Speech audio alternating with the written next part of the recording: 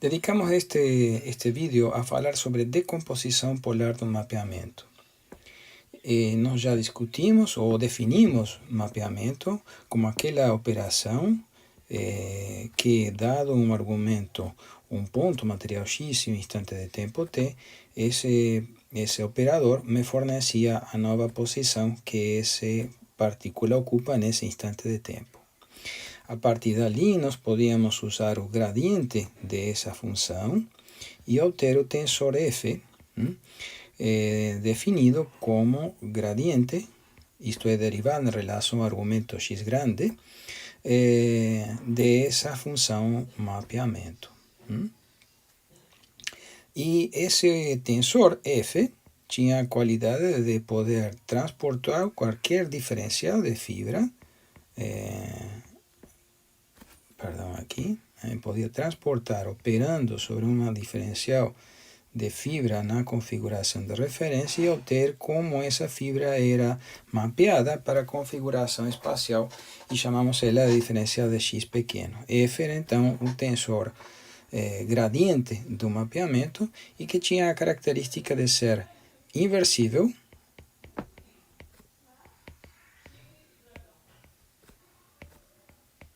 e tinha o determinante sempre maior do que zero. Aí que entra um resultado de álgebra que é conhecido como teorema da decomposição polar, cuja prova se encontra na página 33 do livro do Gertin, e que não entraremos em detalhes nessa prova aqui, e que diz o seguinte, seja F um tensor como um operador linear de vetores em vetores, que tem a característica de ser inversível, e que o determinante de F é maior do que zero. Exatamente as condições que nós temos em nosso gradiente do mapeamento. Então, e aí esse é o resultado do teorema, existem únicos tensores U e V, dos tensores, ambos pertencentes ao espaço dos tensores simétricos positivos definidos, e um tensor R, pertencentes aos ortogonais positivos, isto é, rotações, tal que é possível escrever a seguinte decomposição. O F pode ser reescrito como operação de produto de R vezes U, ou também como operação de produto de V vezes R, nessa ordem. Daqui para frente, eu vou parar de escrever estes pequenos marcadores para indicar que estamos trabalhando em tensores, porque a notação se torna um pouquinho pesada e aqui podemos, através do contexto, verificar de quem é tensor e quem é o vetor. Quando necessário, eu vou ressaltar a diferença. Mas, em definitiva, este teorema, então, este teorema de composição espectral, vai me permitir tirar uma série de conclusões e propriedades em relação a este operador gradiente do mapeamento.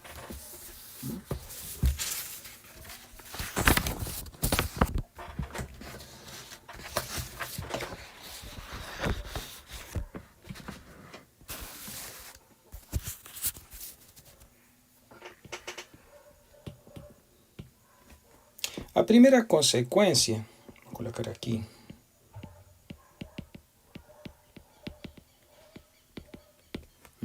o resultado corolário de aplicação deste teorema, vamos colocar aqui, dentro das várias, vamos fazer uma pequena lista de resultados que decorrem desse teorema. Primeiro, podemos observar que o tensor C, que chamamos tensor de Cauchy, definido como o produto tensor F transposta vezes F, Se operamos ou substituímos esse tensor F pela decomposição RU, teremos aqui que RU transposta vezes RU, e, usando aquilo que vimos de transposta de produto, é U, R transposta, agora vezes R e vezes U. O resultado destes dois é identidade, porque R transposta é igual à inversa.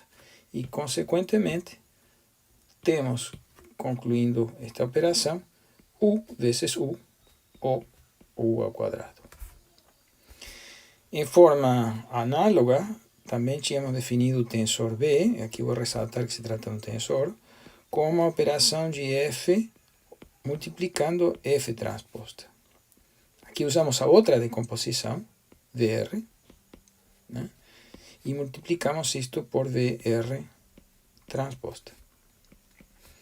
Usamos novamente a propriedade de transposição do produto, e isto dá como resultado VR, R transposta V, e obviamente teremos novamente identidade, concluindo que teremos como resultado V vezes V, ou na notação que usamos, V ao quadrado.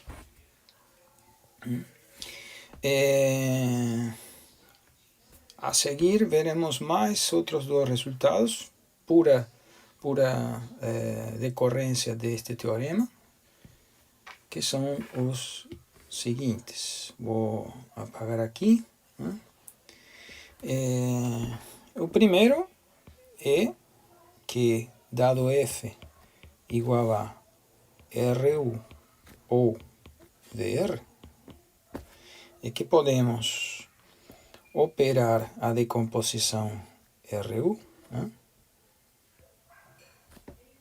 RU, premultiplicando com R transposta.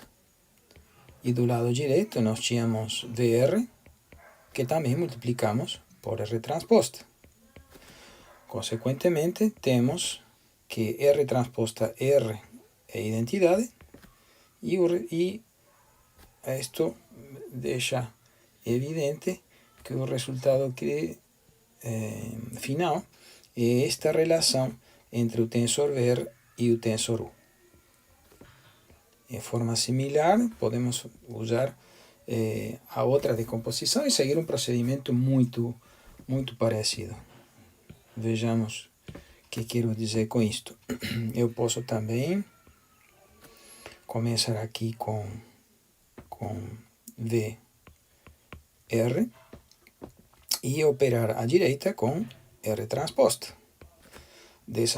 Essa decomposição também é igual a R, U, e multiplico à direita com R transposta. Como R transposta é identidade, temos como resultado V. E novamente encontramos a identidade inversa anterior. Então, essas duas compõem a relação entre U e V. E, para finalizar, encontremos uma maneira de poder calcular o tensor R, uma vez que V e U foram identificados. Duas alternativas são possíveis. Ou multiplico à direita por U a menos 1, o que significa F U a menos 1 igual a R U a menos 1. Perdão, aqui RU vezes U a menos 1. Isto dá a identidade e concluímos que R igual a F U a menos 1. Primeiro resultado. O segundo usa a decomposição VR. Então, na decomposição VR, nós tínhamos F igual a VR e multiplicamos à esquerda por V a menos 1. Então, aqui temos V a menos 1. Como, novamente, isto aqui é identidade, teremos como consequência que o tensor R, o tensor de rotação, acaba sendo V a menos 1 vezes o tensor F. Bom, aqui já estou distinguindo que estes sujeitos são tensores, né? Então, aqui novamente temos este resultado para listar. Interessante, a partir dali, dar uma interpretação geométrica ao que estamos fazendo. Vamos a começar primeiro com uma visão algébrica. Vou colocar aqui, interpretação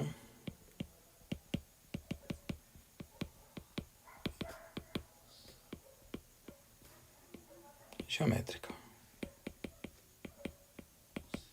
Voltemos à nossa definição. O que nós dizemos? Que o F era o tensor encarregado de mapear um diferencial de fibra de tamanho infinitesimal da configuração de referência e levá-lo para a configuração espacial de X.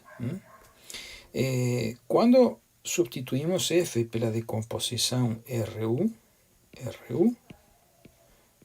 e operando com dx, significa que estamos primeiro operando o diferencial de x através do tensor U, e vamos dar a esse resultado um nome de y grande, e depois transportamos esse dy grande através do tensor R. Aqui temos isto. Isso finalmente me dá o diferencial de x pequeno. Então significa que temos esse procedimento em dois passos. Primeiro transportamos o dx através de U e depois fazemos a transposição desse resultado através de R. Da mesma maneira, posso representar isto através da outra decomposição. Então temos aqui que F, operando com dx grande, me fornece dx pequeno. Usando a outra decomposição, VR, pode ser interpretado que o primeiro que é feito é operar a fibra que chamamos o vetor de x, através do tensor de rotação R e dando como resultado um novo vetor que chamamos de y pequeno. E esse vetor de y pequeno é operado através do tensor V para nos fornecer o dx. Então, o resultado que nós temos aqui era dx. Né? Como observamos isso do ponto de vista gráfico? Pois, próximo slide. Vamos a ver se conseguimos ocultar aqui. E abrimos esta situação. Então, quando olhamos a operação em forma direta, e chamando, por exemplo, isto, vamos aqui, chamemos este indivíduo aqui como diferencial de x, né? Através do mapeamento, dizemos que o dx pequeno é igual a f de x grande. Então, ao mapear esse vetor de x grande, nós encontramos aqui um vetorzinho que chamaremos de dx pequeno. Pois bem, podemos decompor essa operação em duas partes. A primeira é esticar essa esferinha que representaria a vizinhança do que acontece em um determinado ponto e mapeamos esse dx grande através de uma operação de U dx, fornecendo o que nós chamamos de dy grande. Então, em nossa representação, este vetor que está aqui seria o dy, que resultou de esticar, de deformar essa esferinha para obter essa elipse. Lembremos que o que estamos fazendo aqui era o f diferencial de x igual a um dx pequeno, e esse f era igual a um r, u dx grande. O resultado de u de x é o que nós chamamos de y. E a partir dali, operamos com o tensor R. Então, levamos isto aqui rotando essa elipse e sem modificar a forma dela, apenas giramos, utilizando o tensor de rotação, e levamos o vetor de y para a sua posição final dx pequena. Então, é isso que nós temos aqui. R vezes dy me dá o dx pequeno. Essa era uma das formas de fazer a decomposição. E a outra forma de fazer a decomposição é pensar ao contrário. Primeiro, operamos através de uma rotação, levando o dx através de uma rotação para um novo vetor que chamamos de y pequeno. Então, este sujeito é que conhecemos como dy pequeno. É o transporte através de uma rotação do dx grande. E depois deformamos esse sujeito através de v, operando com dy pequeno para que nos forneça o dx final. Então, nesta segunda operação, nós teríamos que f dx grande, que dá como resultado dx pequeno. O f não é nada mais do que v vezes r, operando com dx. E aqui, o primeiro tensor que opera sobre a fibra dx é r. Então, produz esta rotação. Volto aqui a mostrar. Produz essa rotação e nos fornece o vetorzinho que chamamos de dy pequeno. E, finalmente, operamos v sobre dy, esticando, deformando ele para obter o dx. Essa é a interpretação. Qualquer um dos dois caminhos é válido, o resultado é sempre o mesmo, mas pode haver uma conveniência de compor-lo de uma ou de outra forma, dependendo do que queremos fazer com nossa descrição.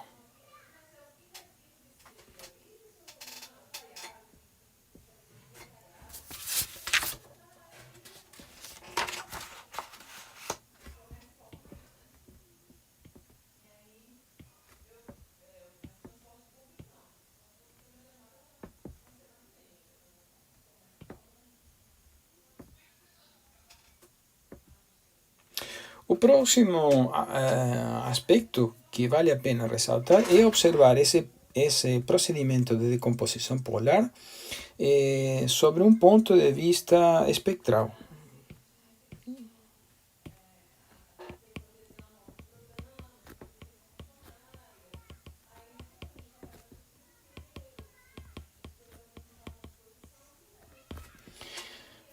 Para isso, vamos imaginar, que o tensor U possui os seguintes valores e vetores próprios. Seja NA e lambda A, com A igual a 1, 2 e 3, os respectivos vetores e valores próprios, ou autovetores e autovalores, do tensor U. De maneira tal que nós temos que U operando sobre o vetor NA, aqui vou ter que obrigado a colocar, me dá o próprio lambda A, o valor na direção de NA. Como nós vimos anteriormente, esse U pode ser decomposto ou transformado através da operação de decomposição polar em R transposta V R, tudo isso é U, operando sobre o vetor NA. Sobre o vetor NA. E o resultado, claro, não pode ser diferente, é lambda A NA. Se multiplico ambos lados da igualdade por R, R vezes R transposta da identidade, o que dá como resultado que V vezes R operando sobre o vetor NA, e aqui temos esses dois tensores, igual a lambda A R NA. O sea, repito, o que foi feito é multiplicar ambos lados da igualdade desta equação por R. Aqui conseguimos notar a seguinte operação: R sobre NA e R sobre NA. O que está fazendo esse tensor sobre o vetor NA? Rotando ele. O resultado dessa operação, vamos pensar que é um vetor também do mesmo tamanho que NA grande, vamos chamar de NA pequeno, né? NA pequeno. E substituindo, chegamos à seguinte equação. V operando sobre NA pequeno é igual a lambda A NA pequeno. Bom, isto claramente está indicando, este resultado indica claramente que duas coisas. Lambda A é autovalor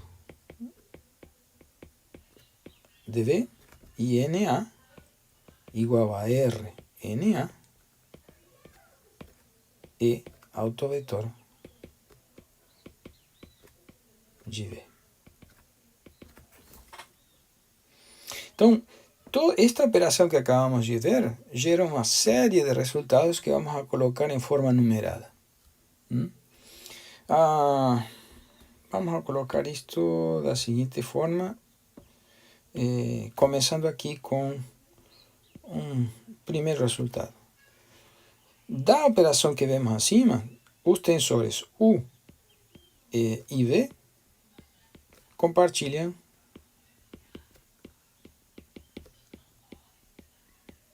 os mesmos autovalores.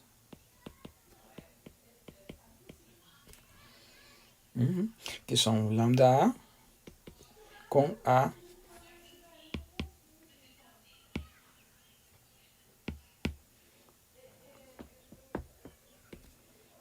com A igual a 1, 2, 3.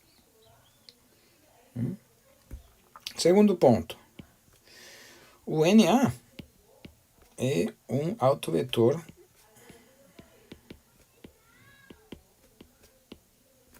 de U, o que significa que U pode ser escrito como uma somatória de I igual a 1 até 3 de lambda A NA tensor NA, pelo teorema da decomposição polar. E 3, que o NA pequeno é um autovetor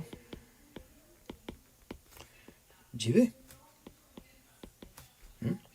que pelo mesmo teorema ele pode ser escrito como uma somatória de I igual a 1 até 3 de lambda A, só que agora utilizamos os autovetores correspondentes dele, que são esse NA pequeno, NA tensor NA.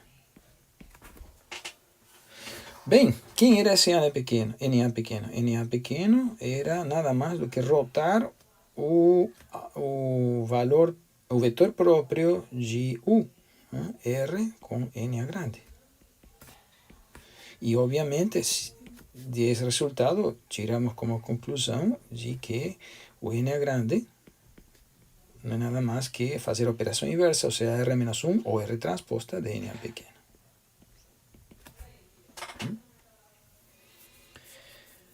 Continuando, mas para isso preciso de uma próxima folha.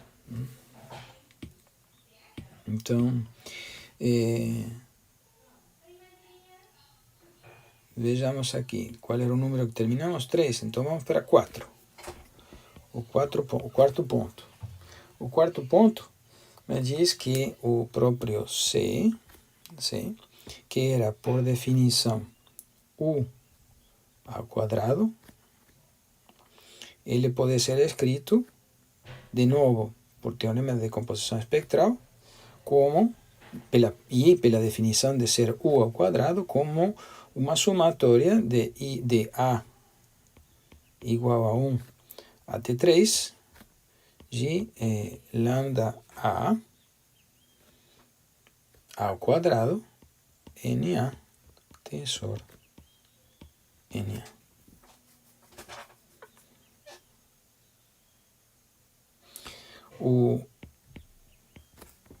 O ponto 5 é que o tensor B era, por definição, e acabamos de verificar, V ao quadrado. Sendo V ao quadrado, isso é somatória de A igual a 1 até 3 de os mesmos autovalores A ao quadrado, mas agora a composição é feita com os tensores, com os autovetores de V, que era NA pequeno, tensor NA pequena. Da mesma maneira, vejamos como calculamos U a menos 1. U a menos 1, ela pela própria definição de U, é a somatória de A igual a 1 até 3 da inversa dos autovalores de U. Então, 1 sobre lambda A, NA grande, tensor NA grande. E, em forma similar, V a menos 1 é a inversa de V, e pelo teorema de composição espectral, de novo, é somatória de A igual a 1 até 3 dos mesmos autovalores compartilhados, 1 sobre lambda A, mas agora usando os autovetores NA pequeno, tensor NA pequeno. Conclusão disto,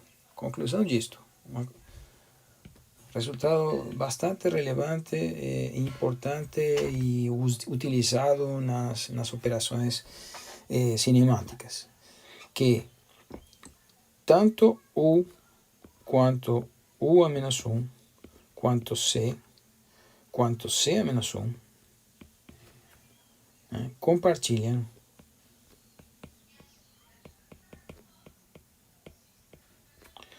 autovetores NA. A decomposição espectral de todos esses tensores compartilham os mesmos vetores próprios. Significa que o espaço característico de todos esses tensores é idêntico. O que muda são os autovalores, mas o espaço característico é sempre o mesmo. Há outro resultado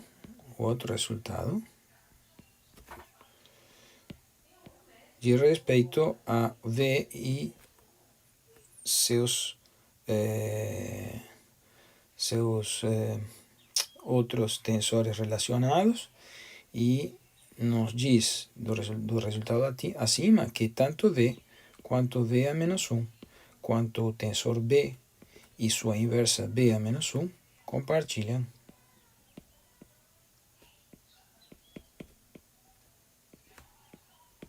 também os autovetores, mas agora quais são? NA pequeno.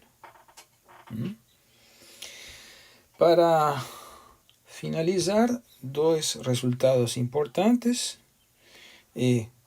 Vamos colocar aqui como 8, que o determinante do tensor gradiente de deformação, determinante de F, era, por definição do determinante, o determinante de RU, que é igual ao determinante de R vezes o determinante de U. E, considerando que o determinante de um tensor ortogonal é unitário, o resultado aqui é o determinante de U. E o determinante de U, se olharmos do ponto de vista espectral, não é nada mais do que o produto dos seus autovalores. Em definitiva, lambda 1 vezes lambda 2 vezes lambda 3. Agora, observem que isto é a mesma coisa que o determinante de VR. É igual ao determinante de V.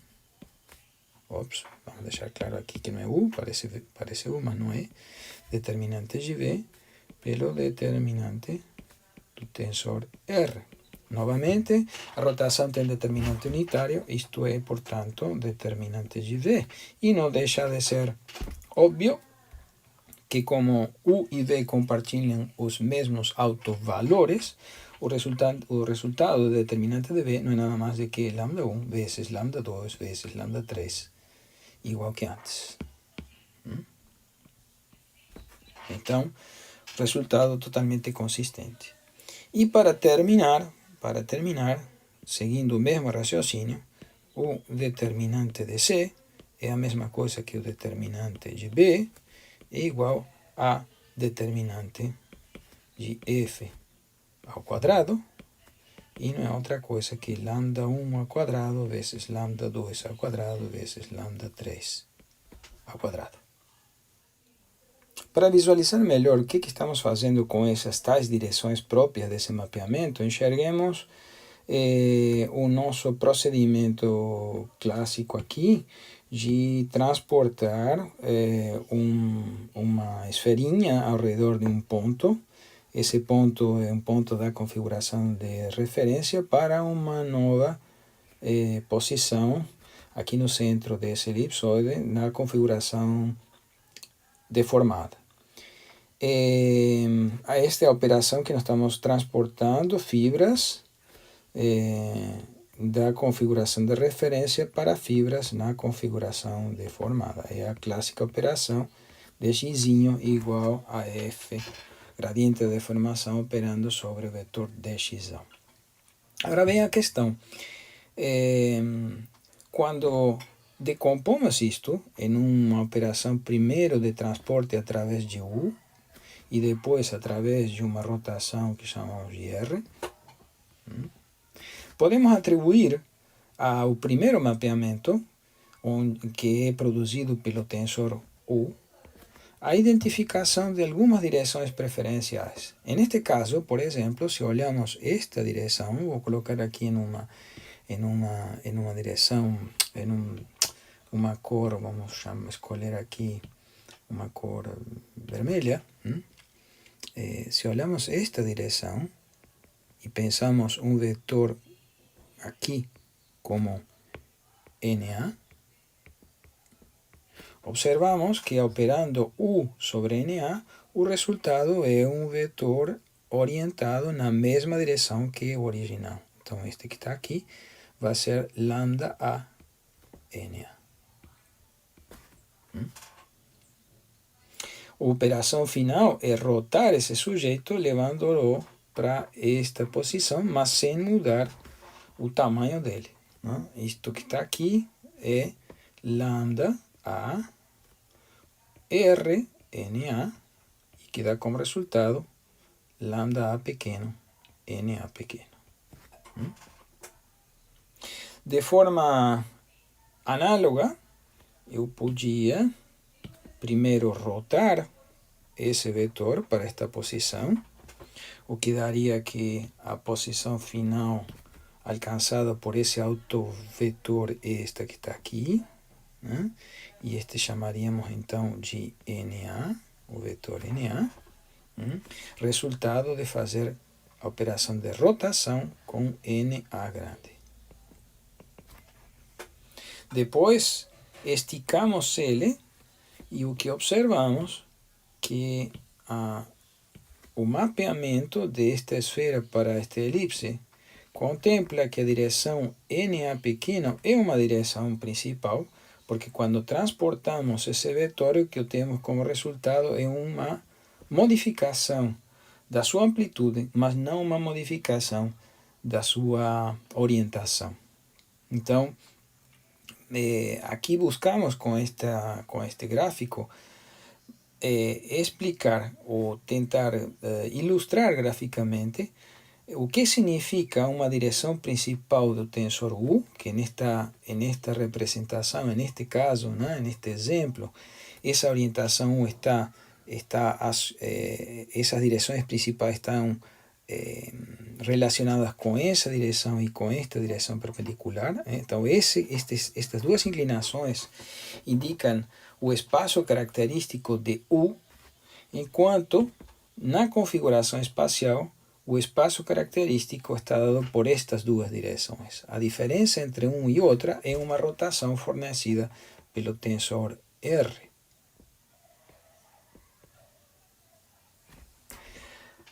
Os valores próprios, entretanto, isto é, quanto essa esfera se deforma para alcançar bom, vale a redundância, forma, né? Como que ela se perde a forma para alcançar o formato de uma elipse, é idêntico em ambos casos, tanto em V, que eu esqueci de colocar aqui, tanto em V, tensor V, quanto em U. Então, estes dois sujeitos esticam a esfera em forma similar, só que em direções diferentes. Né? Então, os autovetores deles são distintos, mas os autovalores, isto é, como que uma esfera se transforma em uma elipse, são absolutamente idênticos. E essa é a análise, digamos, a representação gráfica da análise algébrica que fizemos anteriormente.